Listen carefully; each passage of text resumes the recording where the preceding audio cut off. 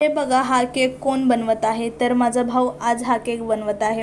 Actually हा ऑर्डरचा cake नव्हता, घरी माझ्या मम्मी पप्पांची ॲनिव्हर्सरी होती, सो त्याच्यासाठी मी हा केक बनवत होते।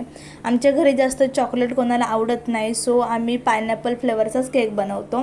सो तुम्ही इथं बघू शकता, जसे मी कस्टमरसाठी बनवते तसंच सेम मी घरच्यांसाठी सुद्धा इथे केक बनवलेला आहे ओरिजिनल फ्रूटचा यूज करून।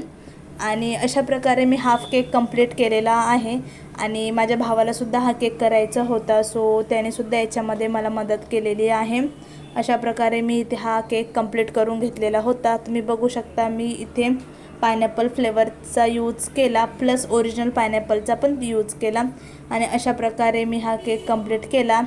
हा माझा भाऊसुद्धा इथे मला हेल्प करत आहे, कारण त्याच्याशिवाय माझं काम अधुरं आहे हे मी तुम्हाला आधीच सांगितलेलं होतं।